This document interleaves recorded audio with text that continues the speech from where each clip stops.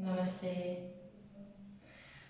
Donc aujourd'hui, je vais vous montrer quelques postures. C'est une séance pour vous aider à pratiquer des postures qui vont vous permettre de relâcher, de lutter contre le stress et l'anxiété que l'on peut avoir de par sa propre nature, hein, parce qu'on a des natures plus anxieuses selon sa constitution ayurvédique. Je pense notamment au Vata dosha, qui va être plus anxieux, plus stressé naturellement que les autres constitutions. Mais malgré tout, les autres constitutions sont aussi sujets au stress et à l'anxiété, qui aujourd'hui est un véritable fléau pardon, aussi mené par notre environnement, notre façon de penser, notre mode de vie et aussi notre alimentation. Puisqu'il y a trois piliers très importants en Ayurveda et qui se relient aussi au stress et à l'anxiété. C'est la qualité de son alimentation, la qualité de son mode de vie et la qualité de ses pensées. Donc ça, il est très important de faire attention à ces trois piliers. Alors aujourd'hui, comme je vous disais, le stress et l'anxiété sont un fléau et aujourd'hui, je vais vous montrer des postures qui vont aider en fait à relâcher le système nerveux.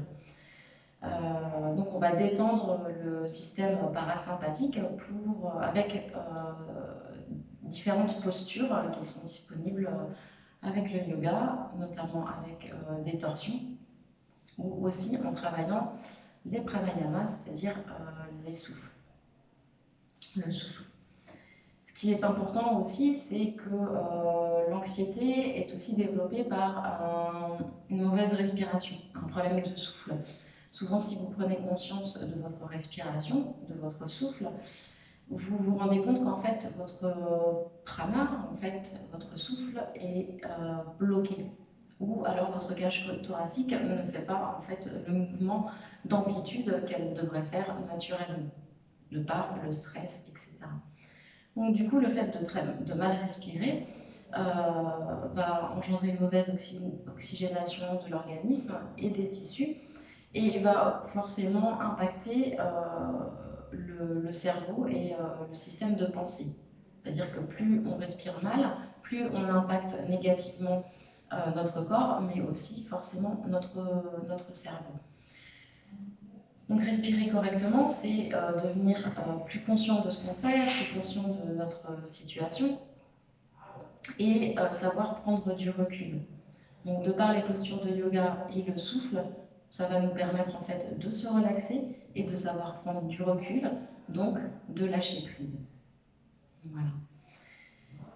Il faut savoir aussi que lorsqu'on est anxieux ou stressé, la plupart des scénarios qu'on organise dans sa tête ne se produisent pas. Enfin, je pense que vous l'avez déjà remarqué, on est anxieux, on est stressé, on se dit j'ai ci, j'ai ça à faire, ah bah oui, mais si ça se passe pas comme ça, bah oui, mais ça va se passer comme ça, oh là là, oh là. Donc, quand on imagine comme ça un scénario et qu'on n'arrête pas le petit singe qu'il y a dans notre tête qui saute un petit peu partout et n'importe où, on remarque dans ces cas-là, si on prend un petit peu de recul, que les scénarios qu'on avait fait dans un état d'anxiété et de stress n'arrivent pas dans, je dirais, 99,9% des cas.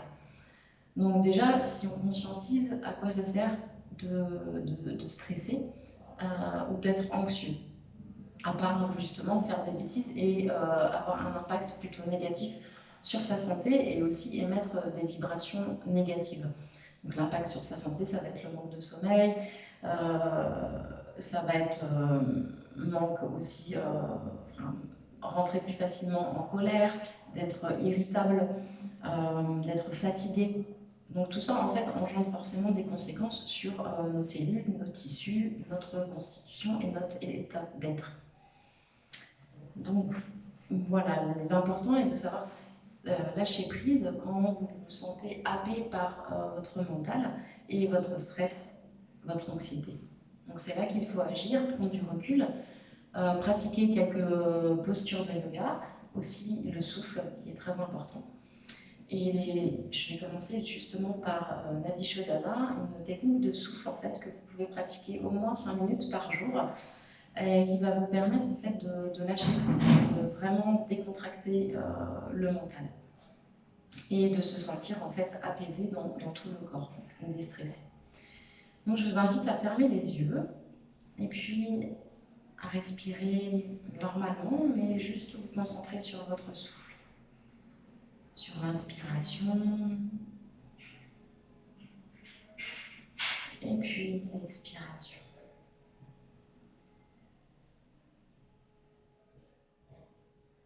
On continue, j'inspire et j'expire. Je porte toujours mon attention sur ma respiration. Je remarque comment ma respiration, dans quel état est ma respiration, si je respire amplement ou si elle est plutôt engoncée, pas libre. Donc je corrige et je respire. Et j'expire, j'inspire. Et j'expire. Je me concentre toujours sur le mouvement de l'air qui rentre dans mes poumons et celui qui ressort par ma trachée et puis mes narines.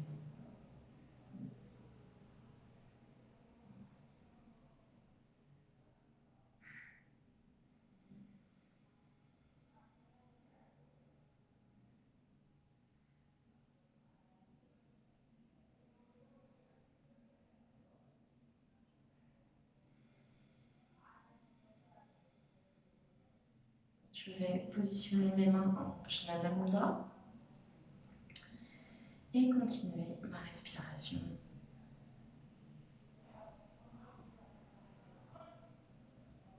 Et mon expiration, je me concentre toujours sur le souffle. Je détends les muscles de mon visage. Je détends ma mâchoire. Je détends le front.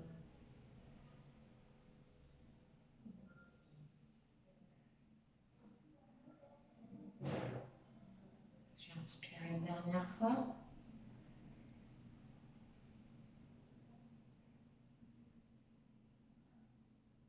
Et j'expire. Je vais ouvrir doucement les yeux. Et je vais positionner mes mains. Donc je parlais du Jnana Mudra, donc plutôt positionner en fait les doigts en pointe qu'en rond, parce qu'en fait on touche vraiment plus précisément les points marma qui sont situés au bout des doigts dans cette posture que dans cette posture. Donc n'hésitez pas à pratiquer comme ceci. Donc je vais positionner ma main en Vishnu Mudra. Donc Vishnu Mudra, c'est-à-dire que le pouce, l'annulaire et l'auriculaire sont à l'extérieur. Ce qui fait que le pouce va m'aider à boucher la narine droite et l'annulaire va m'aider à boucher la narine gauche. Donc je vais vous montrer Nadi Shodhana. Donc une fois que vous êtes positionné, Vishnu Mudra, Jnana Mudra, main gauche, ou Chin Mudra, comme vous voulez, soit l'un, soit l'autre. Je vais inspirer, prendre une grande inspiration par le nez, et je vais expirer bouche ouverte.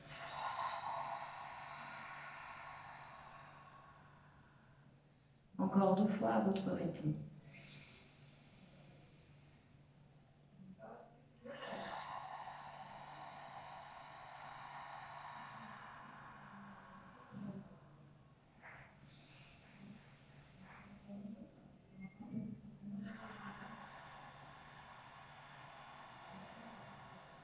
Et maintenant, je vais venir positionner mon pouce sur la narine droite et je vais inspirer par la narine gauche,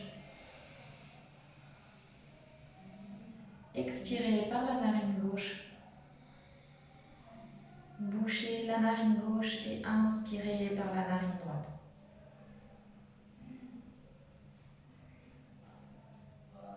Bouchez la narine droite et expirez par la narine gauche.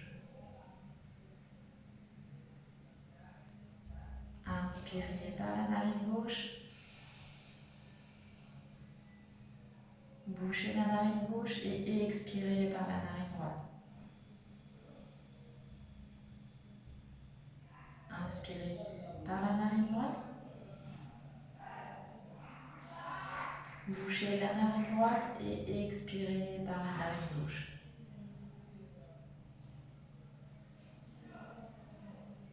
J'inspire par la narine gauche. Et j'expire par la narine droite.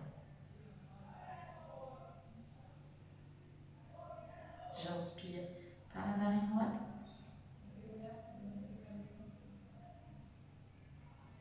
Je bouche la narine droite et j'expire par la narine gauche. J'inspire par la narine gauche. Je bouge la narine gauche et j'expire par la narine droite. Je bouge la narine droite. Non, j'inspire par la narine droite. Je bouge la narine droite et j'expire par la narine gauche. J'inspire par la narine gauche. Je bouge la narine gauche et j'expire par la narine droite. Une dernière fois, j'inspire par la narine droite. Et j'expire par la narine gauche. Je relâche la main droite, hanche la main droite sur le genou droit. Je ferme toujours les yeux. J'observe ce qui se passe dans mon corps,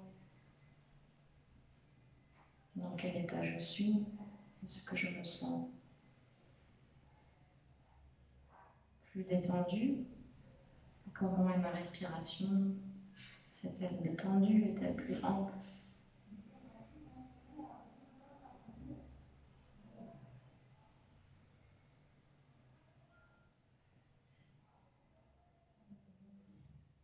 J'observe toujours ma respiration.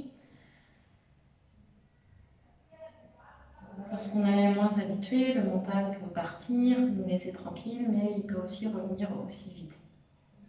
Donc lorsque ça se passe comme ça, lorsque le mental reprend le contrôle, on se reconcentre sur sa respiration.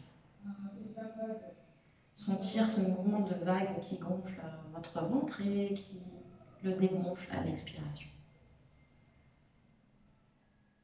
Visage et corps détendus.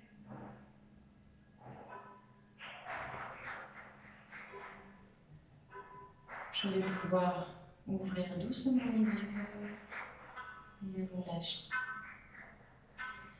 Donc, Nadi Shodhana est une technique que je vous recommande 5 minutes par jour, le matin et le soir, justement pour relâcher, mais aussi, relâcher plutôt le soir lorsque vous le faites le soir, et plutôt vous rendre un peu actif, activer en fait le corps lorsque vous le faites le matin. Mais Nadi Shodhana permet de lâcher prise sur le mental, il vous permet aussi d'activer la circulation du sang par le fait que vous respirez en fait sur une fréquence régulière, que vous oxygénez votre corps régulièrement. Il est efficace aussi pour certaines maladies respiratoires. Il y a de bonnes études qui ont été faites aussi sur la récupération après Covid avec le Nadi Shodhana. Il nous permet d'oxygéner correctement nos tissus, correctement tout notre corps, et donc forcément de fonctionner et d'appréhender les choses qui nous arrivent dans la journée beaucoup plus facilement. Il y a une meilleure gestion des émotions, une meilleure gestion de notre corps et de notre comportement aussi en société. Donc c'est important de pratiquer Nadi Shodhana tous les jours, minimum 5 minutes par jour. Maintenant, toujours contre l'anxiété ou le stress, je vais vous montrer quelques postures qui sont bien utiles. Donc, on va commencer par Baddha Konasana. Donc ici, ce qui est toujours important dans le yoga, même on a dit Shodhana, voilà, si on ne peut pas poser les genoux par terre, on coince en fait 2 coussins en dessous, parce que ça dépend aussi de la flexibilité de notre corps. Donc on positionne 2 coussins en dessous et on relâche. En fait, l'objectif aussi d'un Adishodhana, c'est de n'avoir aucune tension ni nulle part dans le corps. Donc là, c'est pareil, si vous n'êtes pas à l'aise ici et que vous sentez que vous vous forcez, hein, vous êtes un peu tendu ici, voilà, n'hésitez pas à mettre un coussin en dessous de vos fesses, comme ça va vous surélever et vous allez pouvoir en fait vraiment avoir une posture détendue. Donc ça, c'est très important aussi à mentionner. Donc Baddha Konasana, on joint la plante des deux pieds ensemble. Donc là, comme je vous disais, 2 coussins si nécessaire, un coussin sous les fesses aussi si ça tire de trop sur les lombaires. Et on va simplement inspirer, fermer les yeux. J'inspire et je relâche en expirant, bouche fermée. Et je joins le menton à la poitrine. J'inspire et j'expire.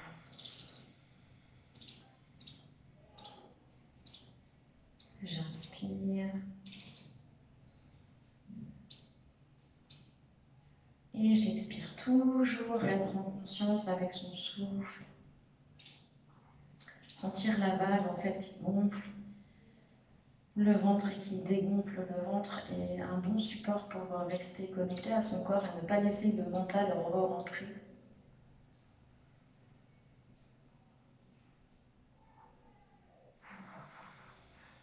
Donc je vais pouvoir tenir chaque posture entre 1 minute à 3 minutes hein, selon vos possibilités. Voilà, l'essentiel c'est de tenir minimum 1 minute. Après, si ça tire de trop sur les muscles, sur les articulations, ça ne servira à rien et vous allez plutôt vous aligner. J'inspire, je vais pouvoir ouvrir doucement les yeux et faire la prochaine posture qui est Dandasana. Alors, Dandasana, excusez-moi, je vais positionner mon pied. Dandasana, pareil, ici, si vous avez besoin au niveau de vos lombaires, vous mettez un petit coussin, hein, parce que souvent, en fait, ça peut tirer ici et on n'est pas du tout à l'aise, en fait. Donc ça tire partout ici, partout là, donc c'est pas bien, hein, on va plus s'abîmer qu'autre chose. Donc on met un petit coussin pour se surélever et là on va voir tout de suite la différence, se sentir plus à l'aise. Donc je vais inspirer, me grandir comme si je voulais toucher le ciel et expirer doucement et venir joindre mes deux pieds avec les deux mains. Donc ici le dos doit être bien droit. Et si on peut aller plus bas, j'inspire et j'expire. J'entends du pied flex. Toujours 1 ou 3 minutes sur la posture. Toujours en conscience avec son souffle. Inspirez, expirez, pas de blocage pendant les postures de yoga. On ne bloque jamais son souffle pendant les postures de yoga. Et puis si on est comme ça, à chaque expiration, en fait, on va essayer d'aller plus loin dans la posture. J'inspire, j'expire et j'essaie de descendre un peu plus, sans se faire de mal. Hein. L'essentiel, c'est de sentir en fait qu'on étire, hein, plutôt que de se faire mal. Hein.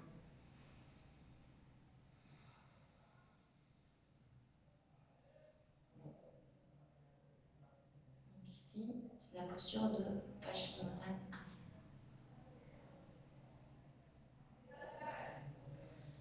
Donc j'ai commencé par Dandasana. Donc vous pouvez aussi tenir 1 à 3 minutes.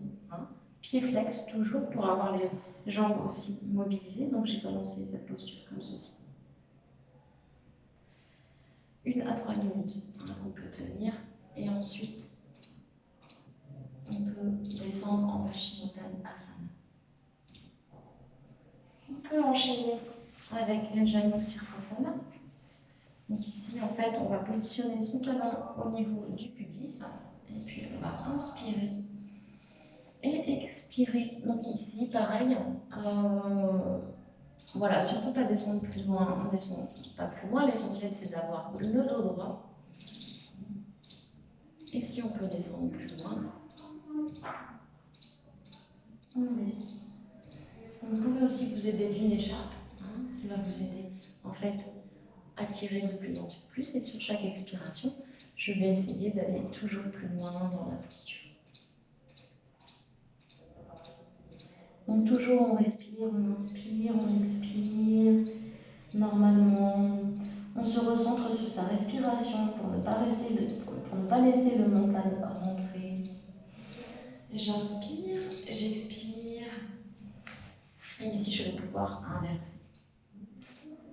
Donc j'inspire et j'expire. Ici, donc, soit voilà, je ne peux pas descendre plus bas, je m'aide d'une écharpe, hein, si vous ne pouvez pas aller plus loin. Et j'expire.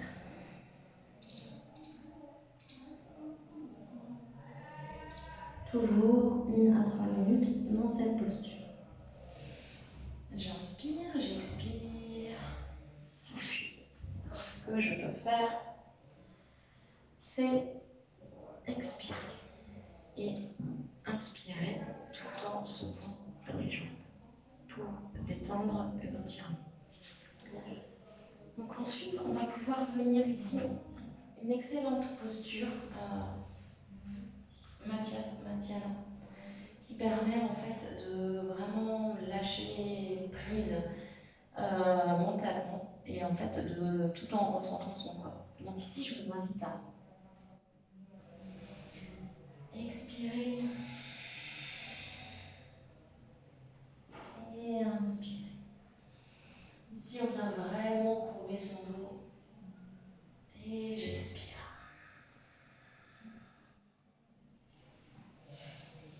J'inspire et j'expire.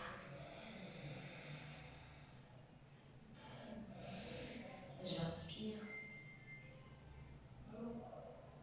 et j'expire. Ici, vraiment, on insiste sur la courbure. Si on peut vraiment relever et courber son haut du dos le plus possible, ça permet de travailler les muscles et aussi de détendre tout le système nerveux puisque les nerfs sont reliés aux muscles. J'expire.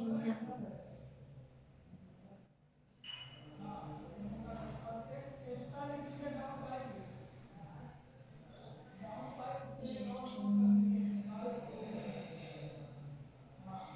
et j'inspire. Les mains sont en dessous des épaules et les genoux en dessous des hanches.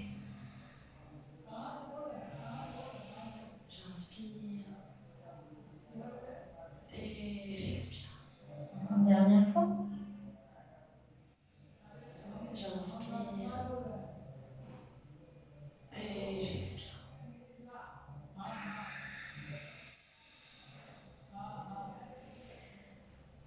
Ici, on va pouvoir relâcher en Balasana. Donc j'étire, je regarde mes mains s'il faut. Les deux gros doigts de pied sont joints ou pas, peu importe. Je peux aussi bien écarter mes cuisses pour bien détendre le dos. Posez le front sur le tapis. Relâchez les doigts, relâchez les bras. Concentrez-vous toujours sur votre respiration. Vous pouvez rester dans cette posture 1 à 3 minutes, toujours, pour justement déstresser. Ici, je vais vous montrer une posture, on l'appelle la posture du chameau. Donc ici, je vais changer un peu parce que vous ne me voyez pas en entier. Voilà.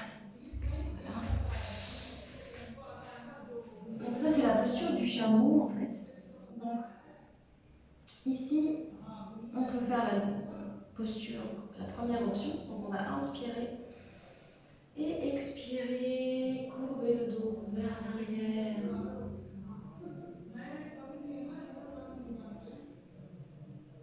Donc pour ceux ceux qui ont mal à la nuque, on peut regarder devant soi. Pour ceux qui sont à l'aise, on regarde derrière soi. Donc ça, c'est la première option. Donc ici, vous restez le temps que vous pouvez. 3 minutes, ça peut peut-être beaucoup, mais au moins jusqu'à ce que vous ne pouviez plus tenir. Hein, pour vraiment que ce soit efficace, vraiment étirer le devant des cuisses, mais aussi en fait travailler sur la courbure du dos et sur le bassin. Donc l'option 2, c'est la même posture, mais on va toucher en fait les talons avec les mains. Donc je vais inspirer, expirer. Donc ici, je peux rester la tête en regardant devant moi ou derrière moi. Et ici, le bassin, on n'est pas en arrière, mais on pousse avec les fesses vers l'avant. Le bassin va vers l'avant. Donc toujours cette posture, 1 à 3 minutes, comme vous pouvez tenir. L'essentiel, c'est de lâcher prise, ne forcez pas.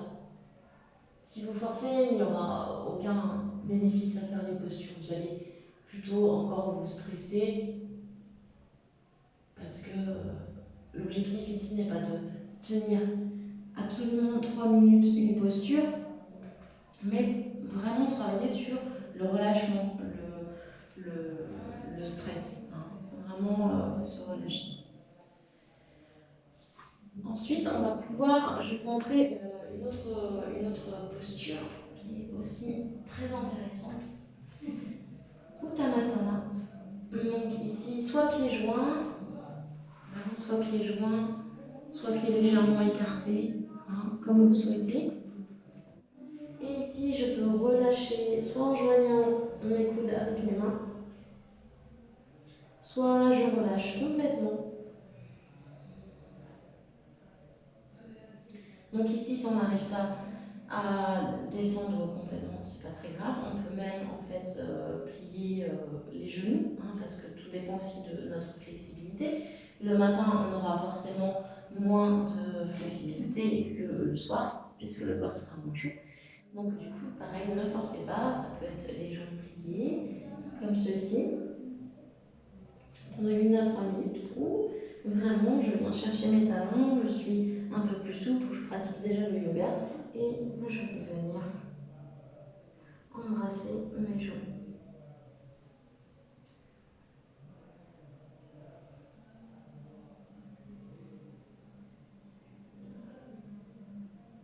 Toujours 1 à 3 minutes. Ensuite, il y a une autre posture qui est intéressante à faire, c'est ce qu'on appelle Trikonasana. Donc Trikonasana, c'est la posture en fait du triangle. Donc ici, bon, je suis un petit peu coupée sur la caméra, mais ici en fait on va positionner son talon en face de la petite boule du gros orteil. Ça c'est important. Et ici je vais mettre mes mains en parallèle. Hein, donc je vais tendre, mains en parallèle. Je vais aller chercher loin devant moi. Et je vais descendre ici. Et regarder la main vers le haut si je ne suis pas à l'aise avec mes cervicales. Je regarde en face de moi. Si je ne peux pas toucher par terre, ce n'est pas grave. L'essentiel, c'est de bien réaliser la posture. Le yoga n'est pas une question de flexibilité, mais de bonne géométrie corporelle pour avoir les bénéfices de la posture. Ici, la hanche part vers l'arrière, hein, on ne s'effondre pas en fait vers l'avant, mais on va vers l'arrière. Et puis, on plie le genou pour revenir dans la posture initiale. Et ici, on inverse les pieds, donc toujours le talon en face, la petite boule, et on inverse en fait la posture.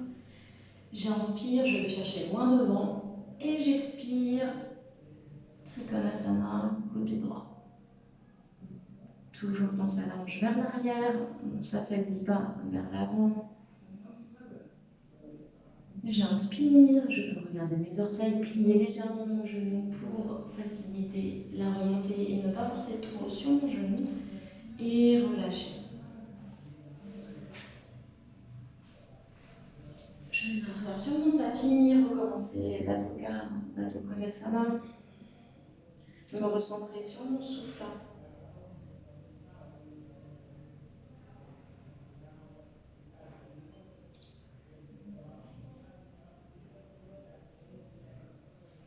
Ouvrir les yeux et s'installer.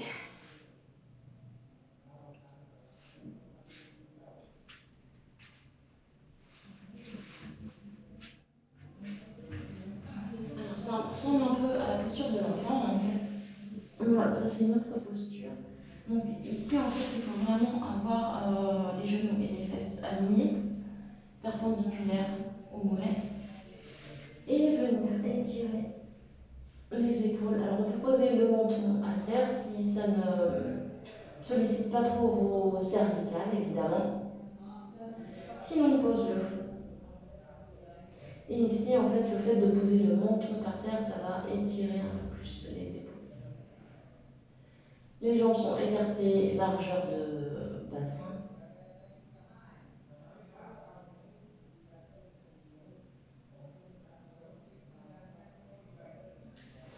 Et ici, je vais pouvoir m'allonger sur le sol,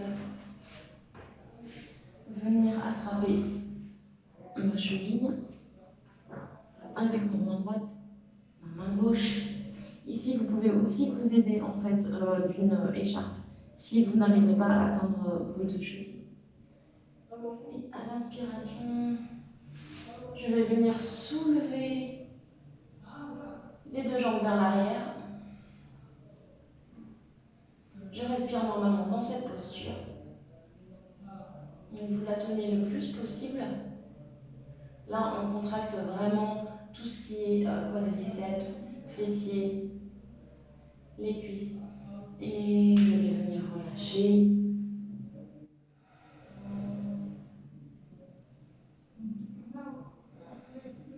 3 respirations, la dernière. Et je reprends une deuxième fois. J'inspire et je lève dans Dhanurasana, la posture de l'arc en fait. Donc ça étire aussi les épaules. La respiration permet de masser toute la région abdominale, de solliciter les cuisses et les fesses. Et je relâche. Donc ça, c'est une autre posture. Donc celle-ci, il n'y a pas vraiment de temps. C'est vraiment voilà, la pratiquer comme vous pouvez, parce que si c'est la première fois que vous la pratiquez, forcément, c'est une posture qui n'est pas forcément évidente. Mais si vous la pratiquez petit à petit tous les jours, vous verrez que vous allez très vite en tirer les bénéfices et rester forcément plus longtemps. Hein. C'est un peu comme la course à pied, plus on en fait, et mieux, plus longtemps on peut courir. Une autre posture pour se relaxer. Donc on appelle ça la posture du pont. On va venir ici toucher avec le majeur les talons. On va pousser les fesses vers le ciel avec grâce au talon. Donc soit ici, je laisse mes mains derrière mes talons, soit je croise ici. Ne jamais oublier, ne pas se relâcher en fait, hein. Toujours maintenir cette posture parce qu'en fait elle permet de contracter les fessiers et aussi le dos. Et la contraction suivie d'un relâchement permet justement de relâcher le système nerveux. Donc ici, restez en conscience sur votre respiration. Et cette posture, maintenez-la minimum 2 minutes. Vous pouvez aussi mettre les bras à l'arrière, comme vous vous sentez plus à l'aise.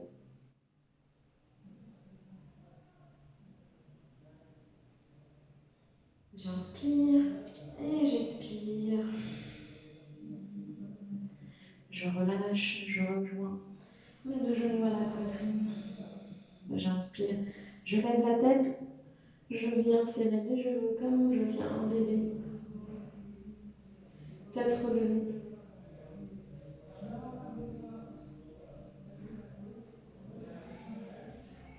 J'inspire et je relâche. Ici, je vais venir poser mes genoux sur le côté. Donc, soit comme ceci, suivant notre, si on est plus ou moins à l'aise. Je vais regarder à l'opposé. Je peux être aussi jambes tendues ou une seule jambe, peu importe. Ici, c'est la relaxation qu'on vise. L'épaule gauche, parce que là, c'est mon épaule gauche, doit poser par terre. Les deux épaules sont à terre, en fait. Donc, si elles ne sont pas à terre, chaque expiration, essayez justement de l'emmener un peu plus vers le sol pour bien vous aider. Je peux fermer les yeux. Ça permet de faire une tension du dos, de sentir l'étirement au niveau des côtes, des carrés lombaires. J'inspire et je vais inverser la posture. Fermer les yeux si je le souhaite.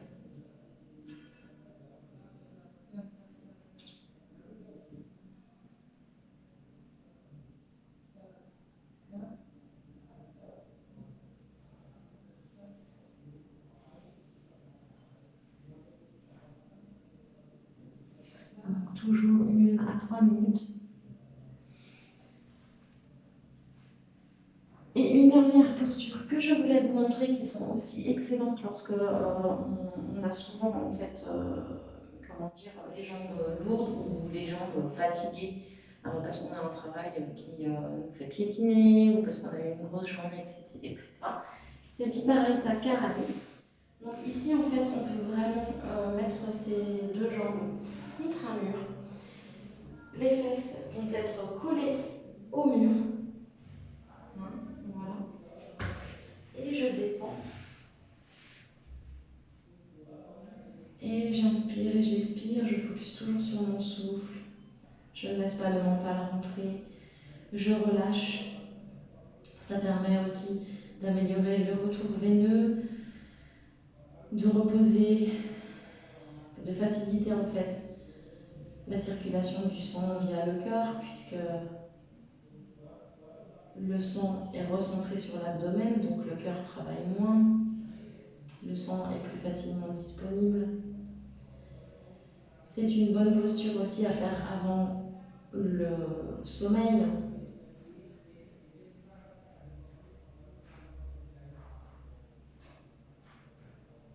Vous pouvez également, si vous avez mal au dos, essayer de mettre un coussin en dessous de vos lombaires. Ça peut aussi vous soulager si vous n'êtes pas à l'aise.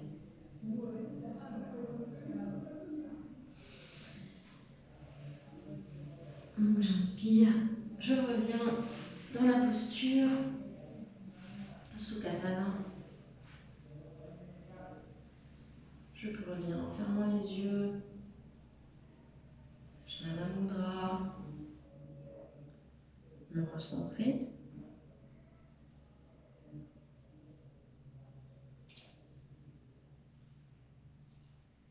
Sentir ce qui se passe dans mon corps. Comparer ma respiration de maintenant à celle du début de la séance.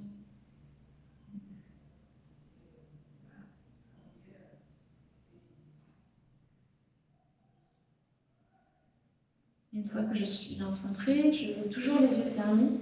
Je vais me positionner en Savasana, les pieds bien écartés au-delà des largeurs de hanche, les mains écartées des flancs, enfin des côtes, les paumes vers le ciel.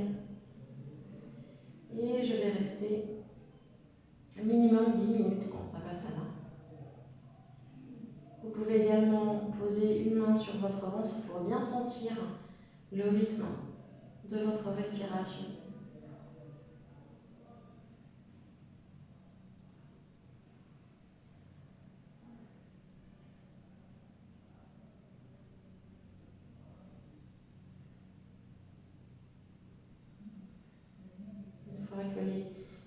15 minutes sont passées, je vais venir plier les deux genoux, me tourner vers le côté droit, pousser avec ma main gauche le sol pour me repositionner en Sukhasana. Jnana Mudra, toujours les yeux fermés. Je peux rester dans cette posture et entamer une méditation par exemple, ou sinon simplement ouvrir doucement les yeux et souffler. Je peux remuer les bras, les doigts, revenir à moi-même, inspirer, étendre mon dos.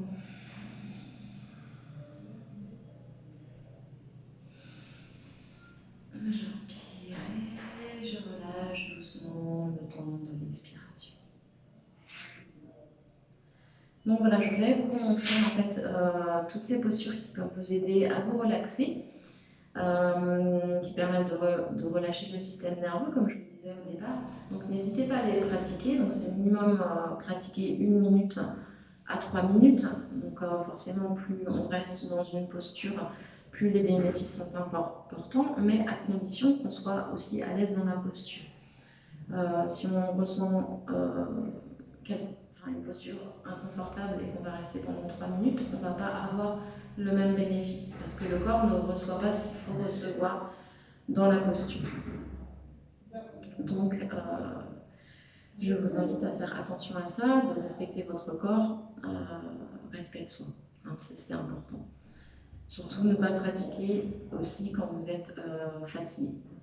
Donc voilà les conseils que je pouvais vous donner pour lutter contre le stress ou l'anxiété et de pratiquer, pas forcément toutes les postures que je vous ai montrées, mais au moins favoriser 4-5 lorsque vous pouvez dans votre journée.